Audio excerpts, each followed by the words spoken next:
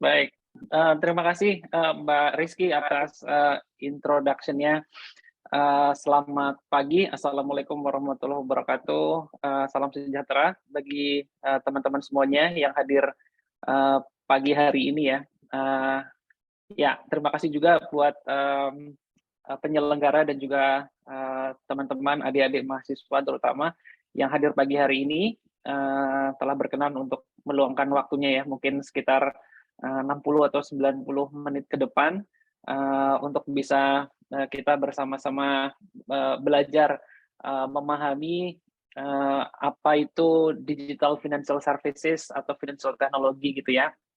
Nah, pada sesi, DC 2022 pagi ini, eee, tema yang diberikan ke saya adalah terkait dengan, outlook gitu ya, atau perkembangan, bisnis, layanan keuangan digital atau financial technology terutama di Indonesia. Nah, tentunya, ketika kita bicara outlook dan, perkembangan bisnis, financial technology company di Indonesia, mmm, ini kita bisa inilah ya, dengan mudah kita bisa, apa namanya, cari informasinya di internet atau di Google gitu ya. Nah, maka dari itu, untuk menghargai waktu teman-teman, apa yang saya sampaikan di sini adalah sesuatu yang mungkin relatif baru yang teman-teman belum, bisa dapatkan, informasinya di, portal-portal, media ataupun, jurnal-jurnal yang saat ini sudah ada gitu ya. Karena apa yang saya sampaikan nanti akan terkait dengan, hasil riset yang kami lakukan di Amarta, dan juga bagaimana, strategi, kami di Amarta untuk menciptakan layanan keuangan yang lebih inklusif. Eee, jadi lebih spesifiknya, saya ingin sharing kepada teman-teman semuanya, terutama para mahasiswa yang masih, relatif muda gitu ya, bagaimana teknologi, keuangan yang inklusif ini bisa membantu menciptakan kesejahteraan yang lebih merata bagi seluruh masyarakat dan tentunya, mungkin nggak cuma di Indonesia gitu ya, tetapi juga di seluruh, dunia bagi mereka yang membutuhkan. Sebagai, researcher, scientist, apalagi, teman-teman mahasiswa di sini, tentunya kita harus memiliki, apa namanya, pemikiran atau, visi yang, idealis gitu ya, bagaimana kita, kehadiran kita, di masyarakat bisa membuat, sebuah perubahan, membuat kehidupan, orang lain lebih baik dan juga menciptakan, solusi-solusi gitu ya, yang kira-kira bisa menjadi legacy atau menjadi apa ya, kado, hadiah atau warisan kita, bagi generasi yang akan datang. Nah, itulah yang, akan, saya coba explore di sini, tentunya dalam konteks, financial services dan juga, apa namanya, digital technology. Nah, untuk bisa mencapai ke sana, untuk bisa mencapai, framework of thinking atau kerangka berpikir yang berbasis data gitu ya, evidence based, eee, itu sesuatu yang harus mulai kita kembangkan dari sekarang. Misalnya teman-teman di S1, S2 maupun S3, pada saat kita akan lulus gitu ya, kan pasti diminta untuk melakukan sebuah riset atau, penelitian atau tugas akhir. Nah, di sini sebenarnya yang ingin dicapai adalah bagaimana kita ketika membuat sebuah proposal solusi, membuat sebuah produk atau membangun sebuah bisnis, itu harus dilandasi dengan, framework atau kerangka pemikiran yang evidence based. Artinya jangan cuman asal asal berbicara atau asal, bunyi gitu ya, atau asal menciptakan sesuatu secara random, tetapi kita tidak memiliki sebuah kerangka berpikir atau kerangka, yang, eee, strategik, kerangka yang terstruktur, yang dilandasi oleh, theoretical background maupun evidence based atau, bukti-bukti yang kita temukan secara empiris melalui sebuah riset. Nah, inilah yang menurut saya penting untuk disampaikan karena, termasuk di dunia bisnis, dalam hal ini financial services, produk-produk yang mestinya, diluncurkan ke pasar atau ditawarkan kepada masyarakat, itu harusnya sesuatu yang memang berbasiskan, evidence based research gitu ya. Artinya contohnya ketika kita menawarkan sebuah produk pinjaman, produk pinjaman ini harus, ditawarkan berdasarkan sebuah kajian bahwa memang produk tersebut dibutuhkan oleh, segmen masyarakat tertentu. Sehingga apa yang kita tawarkan itu bisa lebih relevan dan bisa menyelesaikan, masalah-masalah yang ada di, masyarakat atau di komunitas kita. Nah, untuk itu pagi ini saya akan coba share pemikiran saya tersebut kepada teman-teman semuanya, dan juga menggunakan use case atau case study yang kami lakukan di Amarta dalam apa namanya, upaya gitu ya untuk bisa membantu teman-teman ke depannya untuk mempersiapkan masa depan teman-teman semuanya, bagaimana kita bisa menciptakan sebuah solusi yang berlandaskan pada evidence based atau research based, sehingga harapannya kita bisa menciptakan kalau teman-teman nantinya berkecimpung di dunia layanan keuangan, bisa menciptakan layanan keuangan digital gitu ya, yang berkontribusi terhadap kesejahteraan yang merata bagi masyarakat di Indonesia. Nah, itu kira-kira apa yang mau saya sampaikan hari ini. Tadi sudah disampaikan sama Mbak Rizky, nama saya Arya, kemudian saat ini saya bekerja sebagai Director dan Chief Risk and Sustainability Officer di Amarta. Amarta itu sendiri adalah sebuah lembaga microfinance marketplace ya, financial teknologi yang memang fokusnya di microfinance atau di layanan keuangan mikro gitu. Dan saat ini saya juga belajar dan mengajar juga di University of Reading di London, UK. Bidang saya adalah terkait dengan role dan international development, spesifiknya lagi terkait dengan inklusif teknologi. Nah, apa sih yang mau saya sampaikan hari ini selama mungkin 30-45 menit ke depan, saya akan sedikit memperkenalkan Amarta, bagaimana Amarta bisnisnya bisa lebih fokus untuk melayani masyarakat kelas bawah, sehingga bisa menciptakan kesejahteraan yang lebih merata. Kemudian kalau kita berbisnis layanan keuangan, bagaimana sih bisa menciptakan framework dari sebuah inclusive finance gitu ya, artinya layanan keuangan yang bisa menyasar semua level, semua lapisan masyarakat, sehingga tidak meninggalkan kesenjangan yang baru. Kemudian terkait dengan evidence base, saya akan perkenalkan apa yang namanya Amarta Prosperity Index. Ini adalah sebuah riset yang kami lakukan, yang menjadi North Star atau menjadi apa namanya, guidance, menjadi panduan bagi kami dalam mengembangkan produk gitu ya. Jadi apa yang dikembangkan oleh Amarta itu tidak random gitu ya. Apa namanya, semua jasa keuangan diciptakan gitu, tetapi kami punya framework karena semua produk yang diciptakan oleh Amarta itu berdasarkan sebuah apa namanya, visi dan misi untuk menciptakan kesejahteraan, terutama bagi masyarakat dan para pelaku micro, small, medium enterprise atau pelaku UMKM di Indonesia gitu ya. Nah, dari Amarta Prosperity Index ini kita akan memahami apa sih findings-nya perilaku keuangan masyarakat Indonesia saat ini seperti apa, berdasarkan data terbaru riset kami, dan juga perilaku digital gitu ya.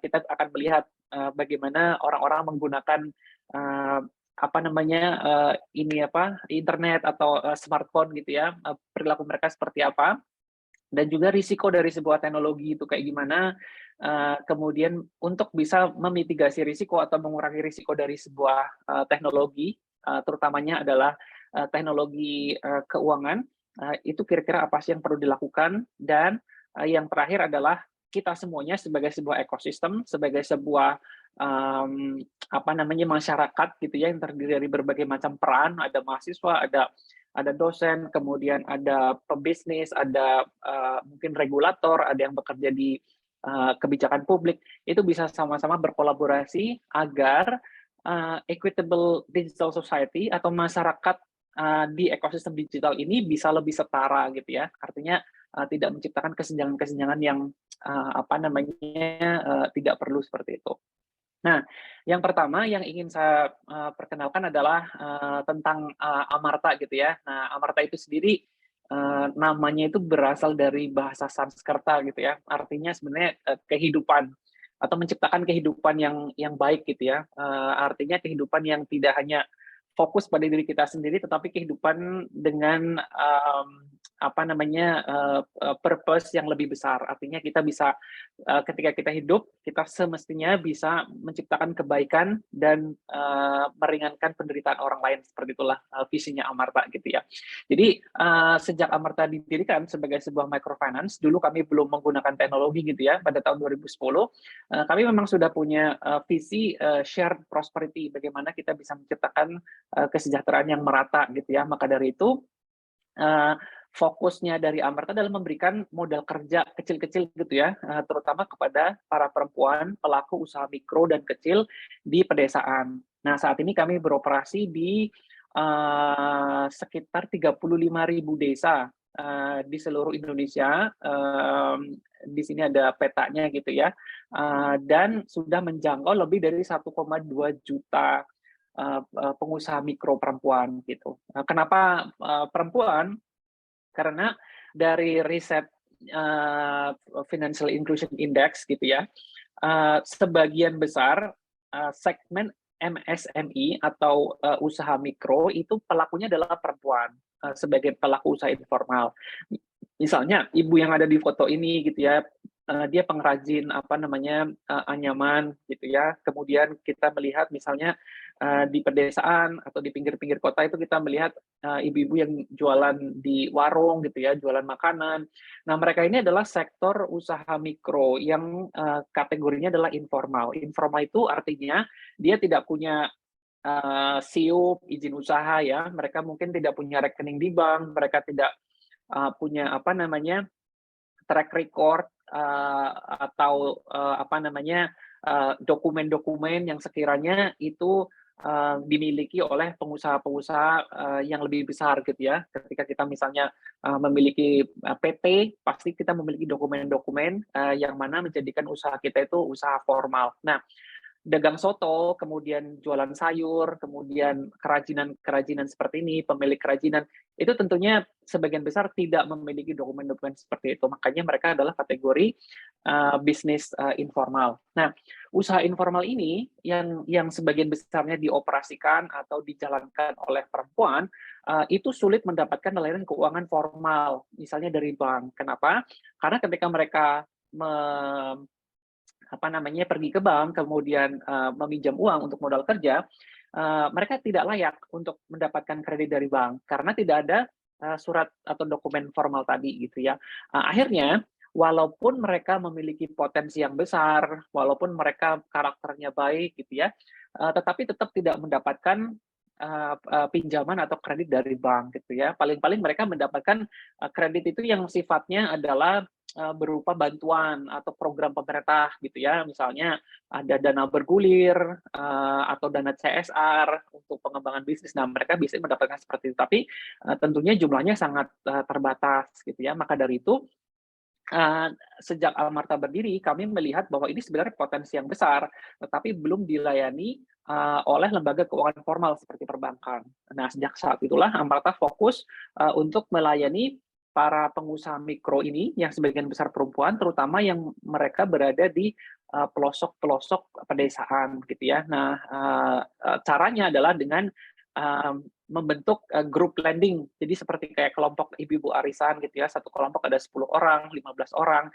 Kemudian ada petugas lapangannya Amarta yang mendatangi mereka setiap minggu, kita lakukan pelatihan gitu ya, kita ajarin kalau misalnya mereka usahanya misalnya dagang soto, kita ajarin mereka untuk mencatat berapa sih pendapatan perharinya, berapa pengeluarannya untuk beli bihunnya gitu ya, untuk beli apa namanya dagingnya berapa, untuk beli bumbu-bumbunya berapa, kemudian harga jualnya berapa, sehingga ada pembukuan. Ini ada revenue-nya, ini expense-nya per hari berapa, kemudian ada sisa uangnya jangan dibelanjain semuanya ya Bu, tapi dibagi-bagi, diamplopin misalnya satunya untuk digulirkan kembali menjadi modal usaha, kemudian sebagian lagi untuk tabungan, misalnya ada keadaan darurat gitu ya, sebagian lagi misalnya untuk jajan anak, nah sebagian lagi boleh untuk belanja yang lain. Nah, petugas lapangan Amarta tuh apa namanya lakukan seperti itu gitu ya, karena ketika kita melayani segmen mikro dan UKM, tentu kita juga harus mau mengedukasi mereka gitu ya, karena mereka belum familiar dengan bagaimana cara mengelola keuangan yang baik dan mereka tentunya memiliki resources atau sumber daya yang terbatas untuk bisa belajar sendiri kayak teman-teman di sini kan gimana sih cara pembukuan yang baik gitu ya, tinggal Google aja, download template-nya ya udah tinggal pakai gitu. Tapi buat mereka ini nggak bisa gitu, makanya harus ada petugas lapangannya. Nanti di belakang akan saya explore bagaimana hybrid approach atau facilitation agent ini adalah sebuah solusi yang memang tepat diterapkan untuk melayani segmen tersebut gitu. Nah, terus kenapa sih Amarta ya sebagai bisnis mau ngurusin orang-orang pedagang-pedagang kecil gitu ya, usaha-usaha mikro gitu, karena sebenarnya mereka itu sangat-sangat berkontribusi besar terhadap Indonesia gitu. Cuman mereka ditinggalin gitu, mereka nggak dilayani gitu. Mereka ini pengusaha mikro itu berkontribusi terhadap 97% tenaga kerja di Indonesia. Tenaga kerja formal di Indonesia itu cuma 3%, yang misalnya kerja sebagai PNS, sebagai pegawai swasta gitu ya, sebagai karyawan yang memiliki apa namanya kayak BPJS, jaminan kesejahteraan, kemudian slip gaji itu hanya sekitar 3-4% saat ini tuh. Sementara sektor informal itu lebih dari 90%, 97% bahkan data dari BPS gitu ya. Yang mana turnover atau peredaran ekonominya di sektor apa namanya mikro dan UMKM ini berkontribusi terhadap 62% GDP Indonesia gitu ya. Artinya perekonomian Indonesia itu sebenarnya digerakkan oleh grassroots ekonomi gitu. Tapi sayangnya di sisi yang lain grassroots ekonomi ini tidak mendapatkan support yang cukup baik gitu, terutama dari para pemodal dan lembaga keuangan formal seperti perbankan gitu. Nah, inilah yang membuat Amarta relevan gitu ya. Bagaimana kami bisa masuk ke sana dan menciptakan perubahan gitu. Jadi dengan berbisnis, Amarta juga membantu mereka untuk bisa mendapatkan akses terhadap layanan keuangan formal. Dan itulah yang saat ini kami lakukan gitu ya. Makanya sejak kami beroperasi, kami sudah melayani 1,2 juta orang dan menyalurkan lebih dari 6,8 triliun apa namanya modal kerja kepada ibu-ibu ini gitu ya. Yang tentunya modalnya kecil-kecil, 3 juta, 4 juta, 5 juta gitu ya. Mungkin paling besar 10 atau 15 juta gitu. Tetapi biarpun kecil, itu sangat-sangat bermanfaat buat mereka dan itu menggerakkan apa namanya perekonomian mereka dan menciptakan banyak sekali lapangan pekerjaan di desa, sehingga ibu-ibu ini nggak perlu jadi migrant workers, nggak perlu jadi pembantu rumah tangga di kota misalnya gitu ya, tidak perlu menjadi pekerja migran yang mana itu menciptakan kerawanan-kerawanan baru terutama bagi perempuan gitu. Nah, jadi dengan permodalan yang kita salurkan ke desa itu akan menggerakkan ekonomi desa dan akhirnya menciptakan lapangan pekerjaan di sana gitu. Orang nggak perlu pergi ke kota. Dan di sini kita juga membantu mengurangi kesenjangan yang tadinya mungkin ketika kita bicara lapangan kerja itu hanya ada di kota, sekarang dengan adanya usaha-usaha kecil di desa, maka lapangan pekerjaan itu pun bisa berada di desa dan orang-orang di desa bisa mendapatkan income, mendapatkan penghasilan dari bisnis yang mereka lakukan. Nah, dalam melayani segmen grassroots ini gitu ya, atau segmen mikro dan UMKM ini, kami di Amarta membangun sebuah framework yang namanya framework of inclusive finance gitu ya. Dan sebagai perusahaan teknologi tentunya kami enable teknologi sebagai tools, sebagai alat untuk bisa menciptakan inclusive finance ini gitu ya. Nah, inclusive finance itu sebenarnya apa sih gitu ya? Framework ini adalah sebuah journey, sebuah perjalanan ketika kita sebagai pengusaha mikro UKM itu ingin lebih sejahtera, maka kita tinggal mengikuti si framework ini gitu. Yang pertama adalah bagaimana kita bisa meningkatkan pendapatan gitu ya. Artinya kita harus kalau mau lebih sejahtera ya otomatis pendapatan atau engine of growth-nya, engine untuk bisa generate income ini harus ditambah. Yang misalnya tadinya menghasilkan dagang sotonya 1 juta per minggu gitu ya. Nah, gimana caranya untuk bisa menghasilkan 1,5 juta per minggu kayak gitu. Nah, salah satu yang Amarta tawarkan solusinya adalah dengan menawarkan modal kerja gitu ya, sehingga income-nya si pedagang soto ini bisa meningkat dari 1 juta ke 1,5 juta per minggu misalnya, contohnya seperti itu. Nah, pilar yang pertama adalah bagaimana kita meningkatkan pendapatan. Nah, di sini Amarta, produk yang kami tawarkan adalah working capital atau pinjaman modal kerja selama 1 tahun dengan bunga rendah 1% per bulan, kita tawarkan mereka agar income mereka meningkat gitu. Jadi produk di sini kita sudah melihat relevansi antara produk yang ditawarkan oleh kami Amarta dengan evidence base atau dengan intervensi apa sih yang ingin diciptakan gitu ya. Nah, ini framework pertama adalah bagaimana kita meningkatkan pendapatan. Terus yang kedua adalah bagaimana kita bisa mengeluarkan biaya-biaya gitu ya. Contohnya orang di desa, ketika mereka mau mendapatkan layanan keuangan dari bank, mereka harus pergi ke kecamatan, kota kecamatan, atau kota kabupaten. Artinya, hanya untuk menabung 100.000 perak aja, atau nyicil pinjaman 100.000 rupiah aja, mereka mungkin harus naik ojek, naik angkot, pulang pergi dari desa ke kota, ke cabang BRI terdekat gitu ya misalnya, atau cabang bank BNI, Bank Mandiri terdekat. Pulang pergi aja udah 20.000, 25.000 ya untuk transportnya gitu. Sementara yang dicicilannya cuma 100.000. Nah, di sini berarti biaya ekonominya dia 20% dari transaksinya. Nah, itu tidak efisien. Nah, itulah yang kenapa misalnya Amarta mengadopsi model bisnis banking at the doorstep gitu ya. Artinya petugas lapangan Amartanya yang hadir naik motor keliling ke desa gitu ya, menemui grup-grup si dalam tanda kutip arisan ini atau grup lending kita. Kemudian disitulah terjadi transaksi keuangan. Artinya untuk bertransaksi keuangan mereka tidak perlu mengeluarkan biaya sepeser pun kayak gitu ya. Nah, tentunya ke depannya ini akan di-enable oleh teknologi. Kita ajarin ketika misalnya customer-nya Amarta sudah punya smartphone, kita ajarin untuk download aplikasinya Amarta, kemudian mereka bisa cicil pinjamannya melalui e-wallet yang kita sediakan tanpa biaya gitu ya. Jadi yang tadinya mereka untuk nyicil pinjaman harus ngeluarin 20.000 naik ojek, sekarang udah 0 rupiah gitu ya. Nah, ini berarti kita menurunkan pengeluaran. Nah, dari pilar yang kedua ini kan berarti sudah ada namanya disposable income ya, atau penghasilan yang lebih gitu. Pertama tadi dagang sotonya udah naik nih karena modal kerjanya udah dapat.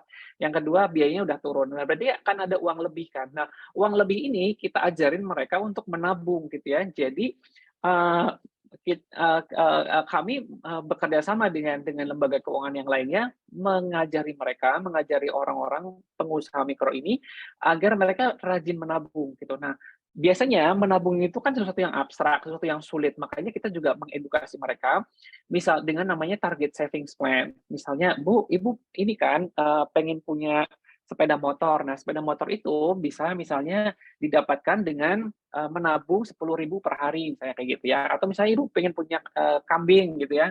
Nah, kambing ini bisa didapatkan Ibu misalnya 6 bulan ke depan dengan menabung misalnya 5.000 per hari kayak gitu. Nah, dengan punya image apa sih yang mau di-achieve, apa sih yang mau dicapai melalui target saving plan ini, orang-orang di desa, para pengusaha mikro sudah mulai tergambar, oh iya ya ternyata kalau saya menyisihkan uang 10.000, saya bisa dapat motor. Kalau saya menyisihkan 5.000, saya bisa dapat kambing kayak gitu. Nah, ini yang akan pelan-pelan, gradually akan membawa mereka sehingga mereka bisa menciptakan personal asset atau aset-aset pribadi ya, yang mungkin berupa motor, tanah, bangunan atau perhiasan emas misalnya gitu ya, termasuk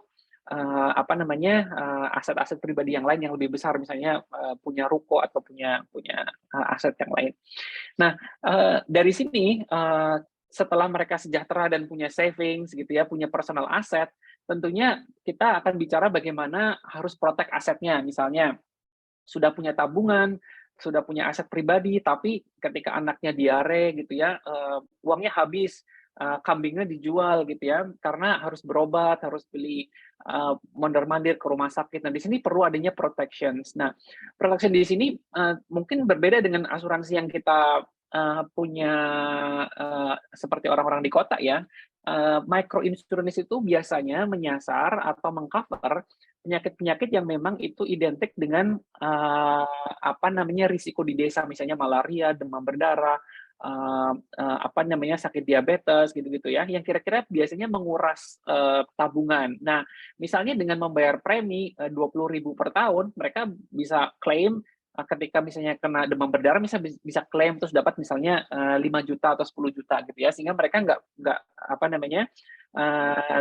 tidak berisiko mencairkan asetnya hanya untuk berobat. Nah, framework inilah yang kita edukasikan, kita coba sosialisasikan dan coba kita bantu masyarakat di level grassroots ini untuk bisa paham. Sehingga produk-produk yang ditawarkan misalnya oleh Amarta gitu ya kepada mereka itu menjadi lebih relevan, dan secara gradual ini akan membawa mereka bertransformasi menjadi masyarakat yang lebih sejahtera kayak gitu. Nah, di samping apa namanya framework prosperity atau inclusive finance tadi, kita akan masuk ngobrolin tentang bagaimana sih sebuah product development itu harus evidence based ya, yang tadi saya ceritain di awal. Nah, baru-baru ini kami meluncurkan sebuah riset ya. Risetnya sebuah riset yang komprehensif namanya Indonesia Grassroots Entrepreneurs Report. Jadi kita mengkaji gitu ya untuk bisa memahami level grassroots ini, pengusaha mikro dan UMKM terutama di desa dan kebanyakan perempuan itu perilakunya bagaimana, kebutuhan mereka gimana, how to unleash their potential, bagaimana membuka potensi mereka gitu ya, termasuk problems dan juga quick wins apa yang bisa kita lakukan untuk bisa membantu mereka gitu. Nah, volume yang pertama, kami meluncurkan apa yang namanya Amarta Prosperity Index atau indeks kesejahteraan gitu ya. Tujuannya adalah agar kita bisa melakukan intervensi dengan mengetahui problems atau kendala-kendala berdasarkan kajian atau evidence base, maka kita bisa melakukan intervensi yang tepat sehingga kita bisa menciptakan inklusi keuangan digital yang lebih berkualitas gitu ya. Jadi nggak cuma misalnya launching produk hanya karena karena orang lain juga punya produk itu, makanya kita launching aja yuk, kayaknya seru gitu. Nah, tidak seperti itu, tapi bagaimana sebuah framework of thinking yang tepat, evidence based, riset dan kajian-kajian ini bisa melandasi bagaimana kita mengembangkan produk gitu ya. Jadi intervensi yang berupa produk layanan keuangan yang kita ciptakan itu bisa tepat guna gitu ya, sehingga inklusi keuangan dan inklusi digitalnya bisa lebih berkualitas. Nah, Amarta Prosperity Index ini dari sini kami bisa mengetahui bahwa ada 3 faktor utama yang mempengaruhi kesejahteraan para pelaku UMKM di desa ya. Yang pertama adalah inklusi keuangan atau kepemilikan produk keuangan gitu ya. Karena produk keuangan inilah yang akan menjadikan ekonomi mereka lebih efisien gitu ya. Jadi ini sangat-sangat berpengaruh. Kemudian yang kedua adalah advanced usage gitu ya. Sekarang yang pertama kan udah punya produknya. Yang kedua, apakah produk keuangan tersebut dimanfaatkan secara optimal gitu ya? Karena misalnya kita punya rekening, tapi rekeningnya mati gitu ya, nggak ada saldonya, nggak pernah dipakai untuk transfer, kemudian seluruh kegiatan perekonomian kita pakai uang tunai, yaitu kurang efisien juga kan gitu ya. Jadi bagaimana penggunaan produk lain keuangan ini secara advance atau secara mendalam ini juga berpengaruh terhadap peningkatan kesejahteraan. Terus yang ketiga, adopsi digital. Kami melihat bahwa orang-orang yang memang dalam tanda kutip melek teknologi gitu ya, itu lebih mudah atau lebih terbuka kesempatannya untuk bisa lebih sejahtera gitu. Nah, dari 3 dimensi yang berkontribusi signifikan terhadap kesejahteraan ini, kita lakukan riset atau pengukuran gitu ya. Ini semua mahasiswa pasti tahu bagaimana metodologi risetnya gitu ya. Kita randomize samplingnya, kemudian secara kualitatif dan kuantitatif kita analisa, kemudian kita lakukan uji statistik segala macam sehingga bisa menghasilkan indexing yang mana result-nya atau hasilnya secara garis besar kita bisa melihat saat ini tahun 2022 gitu ya, indeks prosperity atau kesejahteraan masyarakat mikro UMKM gitu ya, target audience dari survei ini adalah di level 59,64. Level baik itu 60. Jadi ini nyaris baik gitu ya. Almost good but not that good gitu. Ini masih perlu banyak improvement. Nah, kalau kita breakdown lagi menjadi 3 subdimensi yang tadi saya sebutkan, yang sebenarnya sudah lumayan oke, itu adalah kepemilikan layanan keuangan gitu ya. Jadi misalnya di sini indeksnya 84, artinya hampir 8 8 dari 10 orang itu setidaknya sudah memiliki satu atau lebih produk layanan keuangan, misalnya ATM gitu ya, atau apa namanya, rekening tabungan gitu ya, atau misalnya punya e-wallet gitu ya, atau pernah punya pinjaman, misalnya di Bank BRI, punya pinjaman KUR gitu ya. Jadi setidaknya satu produk itu mereka sudah memiliki, 8 dari 10 orang itu sudah memiliki satu atau lebih. Biarpun itu belum aktif gitu ya, kita nggak ngomongin aktif atau enggaknya dulu di dimensi yang pertama, di financial inclusion ini belum belum kita omongin ya. Cukup punya aja, mereka udah cek gitu ya. Makanya indeksnya lumayan tinggi, yaitu sekitar 84,33.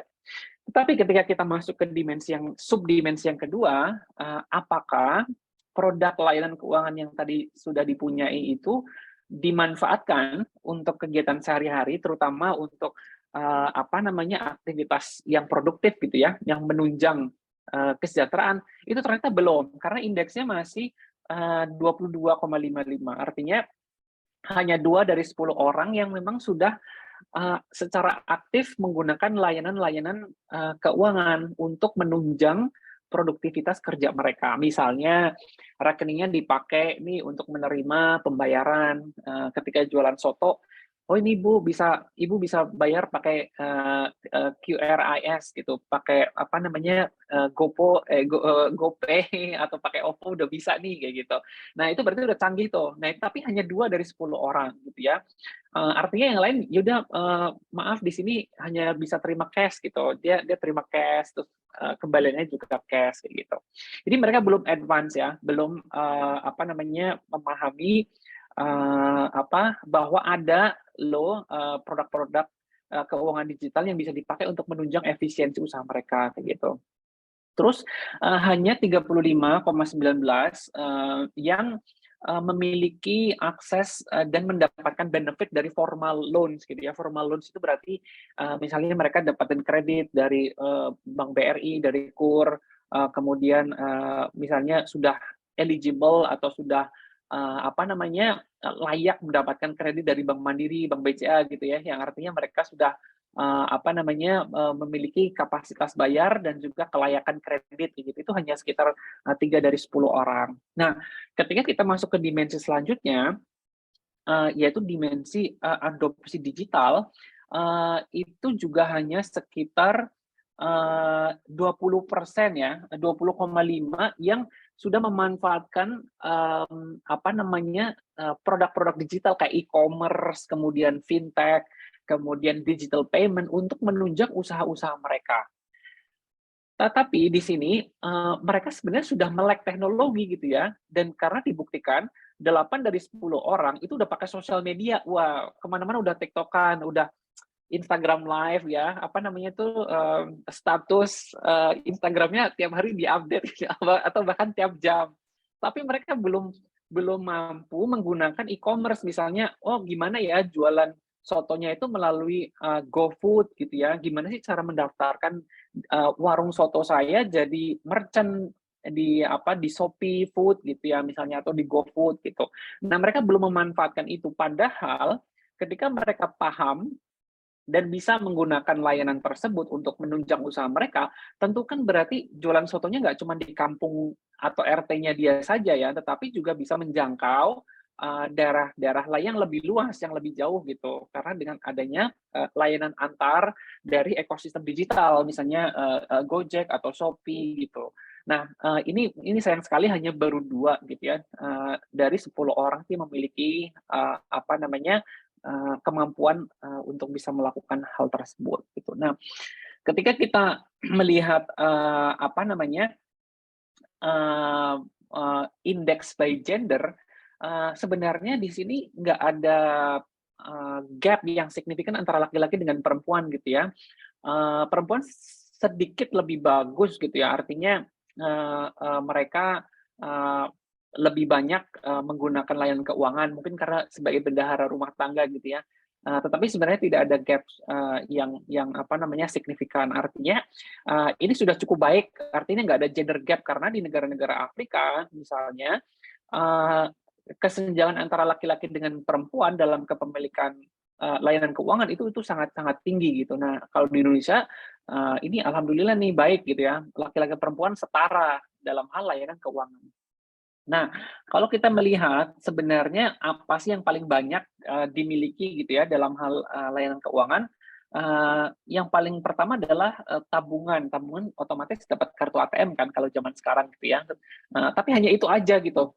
Eee, Produk layanan keuangan yang lain misalnya digital wallet, mobile banking, kemudian internet banking, e-money itu masih sangat kecil gitu. Padahal misalnya contohnya e-money gitu ya, atau internet banking itu kan gratis gitu ya, eee asalkan kita punya pulsa, internet maksudnya. Tapi itu belum dimanfaatkan untuk misalnya, melakukan transaksi sehari-hari. Nah ini tentunya, sangat disayangkan dan ini tentunya faktornya nanti di belakang ada kenapa mereka seperti ini, kondisinya, itu mayoritas karena faktor literasi atau mereka nggak tahu gitu ya. Nah, kalau makanya dari itu, kalau sebenarnya kita bantu mereka kasih tahu, tentunya kita akan membantu seluruh ekosistem kita, terutama di pedesaan, pengusaha mikro UKM, agar lebih melek teknologi sehingga mereka bisa lebih sejahtera. Nah, itu salah satu, apa namanya, findings yang nanti bisa kita kita eksplorasi. Nah, kalau dari usia mungkin udah bisa dipredik ya, orang yang lebih muda, tentunya, semakin mudah untuk bisa mengadopsi layanan keuangan digital, kemudian, penggunaan, apa namanya, produk keuangan kalau kita lihat dari, eee, apa namanya, sektor, dan gender ya, ini gender kita di gender, ini juga nggak ada perbedaan yang signifikan ya antara laki-laki dengan perempuan, hampir sama. Tapi yang seperti, saya kemukakan di awal, cash is the king gitu. Mayoritas para pengusaha mikro ini masih menggunakan cash. Kenapa? Karena ketika kita bicara digital transformation, kita musti mentransformasi, apa namanya, masyarakatnya itu secara keseluruhan gitu, secara secara, eee, nggak cuman pedagangnya doang, tetapi si pembelinya juga harus kita transformasikan secara digital.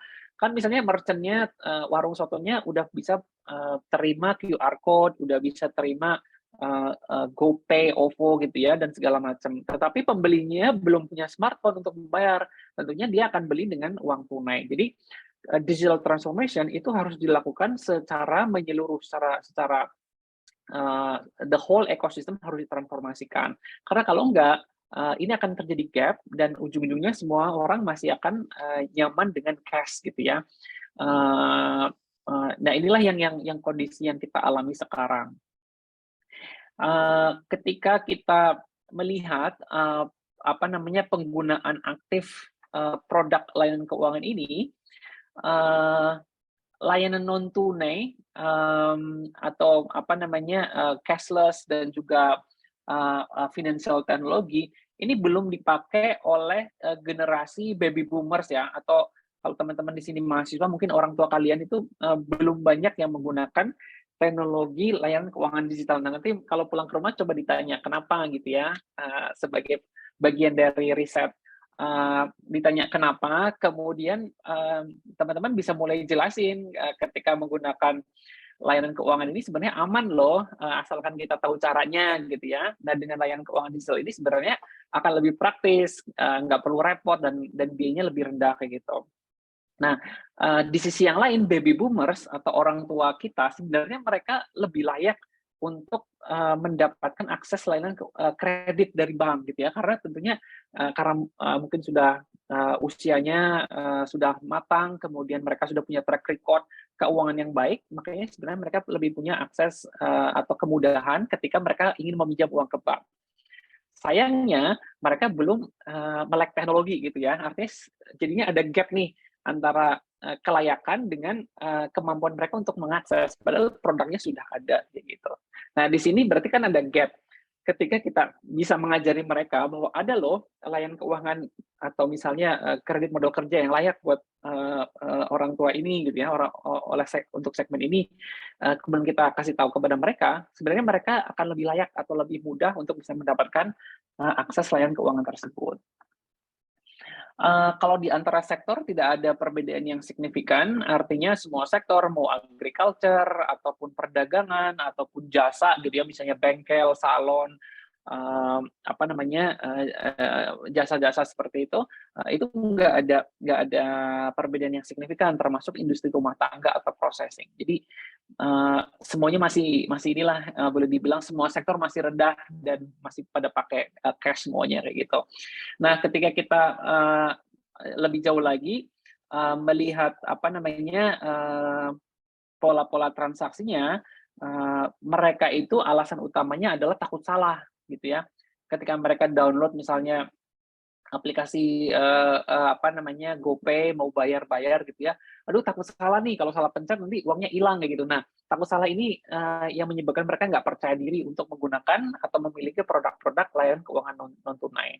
Dan yang ketiga, biasanya mereka tuh nggak tahu fiturnya dan cara pakainya gitu. Waduh ini ribet banget nih, tombol mana yang harus dipencet gitu. Ini maksudnya apa, kata-kata ini maksudnya apa gitu. Nah mereka belum belum paham gitu. Nah inilah yang menyebabkan barrier atau kendala-kendala dalam mengadopsi layanan keuangan. Terus ketika kita masuk ke dalam sektor apa namanya loan atau pinjaman, di sini juga ada gap antara penyedia jasa layanan keuangan, dalam hal ini misalnya perbankan, dengan apa yang dibutuhkan oleh masyarakat, gitu ya. Di sini kita melihat bahwa sebenarnya kalau teman-teman bekerja di bank nantinya, gitu ya, atau di lembaga keuangan atau di fintech ke depannya, yang dibutuhkan pinjaman oleh UMKM itu sebenarnya antara 1 juta sampai 50 juta untuk menggerakkan perekonomian di pedesaan itu mereka hanya butuh modal kecil 1 sampai 50 juta. Tetapi teman-teman paham juga kan kalau misalnya perbankan itu mereka nawarin kreditnya 500 juta minimal gitu ya. Karena apa? Karena lebih gampang buat mereka dan lebih banyak profitnya gitu ya. Ngurusin yang receh-receh gini susah. Makanya hanya Amarta yang menyediakan produk seperti ini karena memang kami paham gitu. Ini yang sebenarnya dibutuhkan gitu. Nah, kenapa Amarta misalnya memberikan pinjamannya cuma 3 juta, 5 juta, 15 juta? Ya karena itu yang dibutuhin gitu. Dan kenapa kita menawarkan produk itu? Karena secara riset, secara evidence based, ya itu yang memang itu dibutuhkan gitu. Maka dari itu adopsi produk atau layanan keuangan Amarta itu sangat-sangat tinggi gitu ya. Yang bisa kita lihat dari jumlah customer kita dari tahun ke tahun itu bisa 2 kali lipat pertumbuhannya atau 100% gitu ya dari tahun ke tahun. Nah, ini yang banyak miskonsepsi gitu ya. Artinya lembaga keuangan menawarkan kredit di atas 100 juta, di atas 500 juta, tapi sebenarnya yang dibutuhkan oleh mayoritas UMKM yang jumlahnya 60-an juta orang di Indonesia, itu hanya sampai 50 juta kayak gitu. Nah, terus kita dari sisi sebaliknya, dari sisi customer-nya, kenapa sih mereka nggak menggunakan layanan keuangan gitu ya? Ternyata mayoritas adalah karena literasi, mereka nggak tahu. Saya memang butuh nih misalnya pinjaman 10 juta, tapi nggak tahu nih gimana caranya dan kepada siapa harus apply, ke lembaga mana yang kredibel. Jangan-jangan ini investasi bodong gitu ya, ke pinjol ilegal misalnya kayak gitu. Nah, ini yang harus kita ajarkan kepada mereka bahwa ada loh lembaga keuangan alternatif yang memang punya target segmen menyasar seperti mereka kayak gitu. Kendala jaringan juga masih ada di beberapa wilayah, terutama di luar Jawa dan di pulau-pulau terpencil gitu ya. Kemudian kita masuk ke apa namanya digital behavior-nya. Tadi sudah sempat saya singgung. Intinya orang Indonesia sudah melek internet ya, udah pakai TikTok semuanya, udah pakai Instagram, udah pada ngobrol, bikin grup di Facebook gitu ya, penggunaan WhatsApp udah sangat-sangat tinggi dan masif. Tapi itu tidak digunakan untuk keperluan produktif. Nah, itu highlight-nya tuh seperti itu. Artinya mereka udah canggih nih posting-posting TikTok, bikin video lucu-lucu gitu ya. Tapi kenapa TikTok-nya misalnya nggak dipakai untuk menawarkan misalnya jualannya mereka gitu ya. Saya kemarin sempat lihat di TikTok kalau nggak di Instagram ya, ada ibu-ibu tuh yang nawarin pakaian kucing. Jadi tiap hari dia live di Instagram dan di TikTok, itu dia menawarkan dagangannya itu berupa pakaian, kucing ya, pakaian binatang. Nah, itu salah satu orang yang sudah melek dan literate ya, mereka bisa menggunakan teknologi untuk keperluan produktif gitu. Jadi, dia pajang tuh kucingnya, suruh live di Instagram, dia pakein baju-baju dan aksesorisnya, kemudian dia jual. Silakan kalau yang, berminat untuk beli baju ini, beli baju kucing ini warna kuning, check out di Shopee gitu ya, atau check out di Tokopedia, ini akun saya sekian, address-nya gitu ya, atau nama akunnya gitu. Nah, itu adalah ibu-ibu yang sudah maju, pemikirannya gitu ya. Jadi nggak cuma bikin TikTok buat hiburan aja gitu ya, tapi juga dipakai untuk keperluan produktif. Nah, itu sebenarnya bisa, gitu. Tapi sayangnya hanya 20% atau sekitar 2 dari 10 orang yang memiliki literasi seperti itu, kayak gitu ya. Ini nggak ada masalah, gadget ownership sudah sangat-sangat tinggi, blokernya juga, kayak misalnya masalah jaringan, itu masih terjadi tapi nggak terlalu besar ya, hanya, di apa namanya, di daerah-daerah tertentu saja gitu. Nah, eee, yang ingin saya sampaikan di sini adalah, ketika kita sebagai penyedia layanan teknologi atau layanan produk keuangan gitu ya, tidak memberikan edukasi kepada customer kita, tidak mengajari mereka, digital literasi atau literasi digital, maka sebenarnya teknologi atau produk keuangan yang kita ciptakan, itu akan menciptakan kesenjangan baru gitu loh. Bukannya menolong, tapi malah menciptakan kesenjangan yang baru gitu. Kalau dulu kita bicara kesenjangan itu kan antara kesenjangan orang kaya, orang miskin, kesenjangan orang yang, berpendidikan dengan yang tidak berpendidikan, kesenjangan antara orang di desa dengan orang di kota gitu ya. Nah, sekarang dengan era digitalisasi, kita ada risiko kesenjangan yang baru, yaitu digital divide atau risiko kesenjangan digital antara orang yang melek teknologi atau digital savvy dengan orang yang tidak melek teknologi atau yang non digital savvy. Nah, ini adalah kesenjangan atau risiko dari teknologi yang perlu kita antisipasi gitu ya. Jangan sampai misalnya teman-teman, bangga gitu ya, "Wah ini saya, mendirikan perusahaan digital, teknologi yang saya ciptakan canggih, app saya, apa namanya, sangat-sangat disukai oleh, kalangan perkotaan," gitu. Tetapi di sisi lain itu menciptakan kesenjangan baru, gimana dengan orang-orang di desa, gimana dengan orang-orang tua yang, tidak melek digital, gimana dengan orang-orang, yang, masih takut mengadopsi teknologi menggunakan smartphone karena takut salah, karena mereka nggak ngerti bahasa Inggris, karena mereka baru mengenal internet, seperti itu. Nah, disinilah kewajiban kita semuanya sebagai anggota dari masyarakat, civic society, untuk bisa membantu orang-orang di sekitar kita, bagaimana mereka bisa melek teknologi dan menggunakan teknologi secara responsible dan secara positif. Karena apa? Teknologi itu sebenarnya seperti ini ya, seperti apa namanya, pedang bermata dua gitu. Di satu sisinya itu menciptakan opportunity yang besar, tapi di sisi lain juga ada risiko-risikonya, misalnya cyber security, scams, atau apa namanya itu penipuan-penipuan, kemudian kebocoran personal data gitu, itu menjadi risiko. Makanya kita yang udah lebih melek teknologi itu semestinya membantu orang tua kita, orang-orang di sekitar kita itu untuk bagaimana mengajari mereka menggunakan teknologi secara responsibel dan berhati-hati terhadap data pribadi mereka, gitu ya. Karena kalau kita berhati-hati sebenarnya dunia ini, dunia internet ini, dunia digital ini adalah laboratorium yang gratis dan perpustakaan yang gratis. Mau mendirikan apa namanya konveksi, tinggal Google aja atau di Pinterest atau di YouTube gimana cara membuat pola baju anak. Ada orang yang sharing gitu ya, untuk motif seperti ini, cara motongnya gimana, cara menjahitnya gimana. Mereka mengajari itu secara gratis gitu ya. Artinya ini laboratorium yang dulu orang yang tanpa internet itu nggak akan pernah mendapatkan ini gitu ya. Termasuk usaha kuliner, resep-resep semua jenis masakan itu ada di YouTube.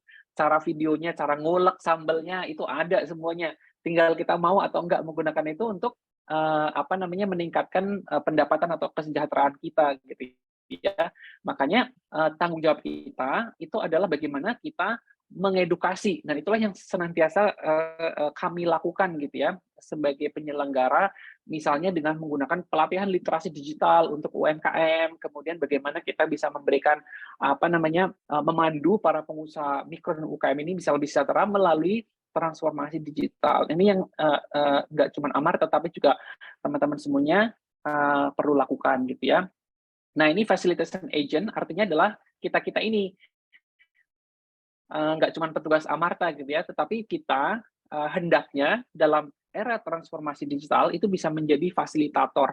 Buat orang-orang yang tidak teknologi savvy, buat orang-orang yang tidak melek teknologi, kita mestinya membantu mengajarkan mereka gitu ya, sehingga teknologi kita itu lebih inklusif. Teknologi kita nggak cuma dinikmati oleh orang-orang di kota berpendidikan tinggi gitu ya, tetapi juga orang-orang di desa, orang-orang tua kita yang sudah berusia 50 tahun ke atas dan mungkin susah mengadopsi teknologi, termasuk kalangan-kalangan vulnerable gitu ya, misalnya para perempuan di desa, pengusaha mikro UKM yang mereka mungkin belum familiar menggunakan teknologi. Nah, ini kewajiban kita semuanya untuk mengedukasi mereka menjadi facilitator, menjadi facilitation agent, sehingga teknologi keuangan digital dan transformasi digital itu bisa lebih inklusif gitu ya.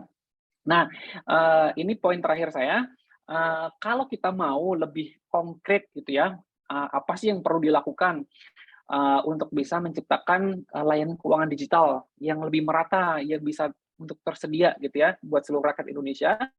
Pertama, kita bantu proses transisinya yang seperti tadi saya sampaikan, menjadi fasilitator atau edukator untuk mengajari literasi digital, mendorong lebih banyak women lending, artinya fasilitas modal kerja bagi para perempuan, karena mereka yang pelaku UMKM kan di desa gitu ya.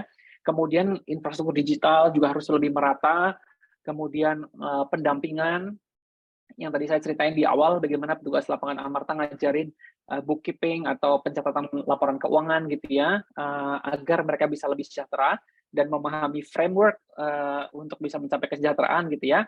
Kemudian lembaga keuangan juga mesti mengurangi biaya-biaya gitu. Jangan sampai misalnya pemilik warung soto gitu kan, atau pedagang sayur punya rekening di bank, misalnya saldonya cuma 100.000, tapi tiap bulan dipotongin 10.000 kan habis gitu ya. Nah, harusnya sebenarnya bisa gitu dilakukan pembebasan biaya transaksi bagi para pengusaha mikro dan UKM dan para pemilik rekening. Nah, mungkin jangan-jangan mahasiswa juga kan, kalian pasti lebih suka ini kan, ada ATM yang pecahannya 20.000 gitu kan, karena bisa narik sisa-sisa rekeningnya, bisa ditarik gitu. Tapi sekarang kan jarang sekali gitu. Karena apa? Karena memang tidak banyak lembaga keuangan yang fokusnya itu di mikro dan pemilik rekening kecil-kecil gitu ya, kayak UMKM. Terus yang terakhir tentunya kolaborasi ekosistem, bagaimana kita bisa menciptakan perbankan, non perbankan, semuanya bisa berkolaborasi agar ujung-ujungnya kita bisa menciptakan layanan keuangan digital yang lebih merata, yang lebih setara buat semua orang gitu. Jadi nggak cuma kita bikin layanan keuangan, tapi hanya untuk segmen-segmen tertentu. Nah, itu tidak inklusif namanya. Mungkin itu aja yang ingin saya sampaikan.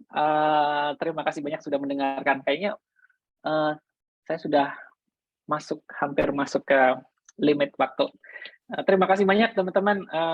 Kita akan masuk ke Q&A ya, Mbak Rizky ya. Silakan. Baik, ya. Karena ini sudah menunjukkan pukul 11 ya, karena waktunya sudah berakhir gitu ya untuk diskusi dan paparan tadi. Seperti yang tadi sudah disampaikan Pak Arya ya, tadi yang saya highlight adalah kalau financial service itu harus base-nya dari evidence gitu ya, evidence based research gitu ya. Jadi kemanfaatannya kepada masyarakat, artinya marketnya harus tahu dulu gitu ya. Kayak tadi contohnya misalkan kalau layanan keuangan bank misalkan dia memberikan pinjaman 500 juta ke atas misalkan ya, padahal kebutuhan masyarakat tidak sebanyak itu gitu ya, mungkin hanya membutuhkan 3, 5, atau 10 juta gitu ya.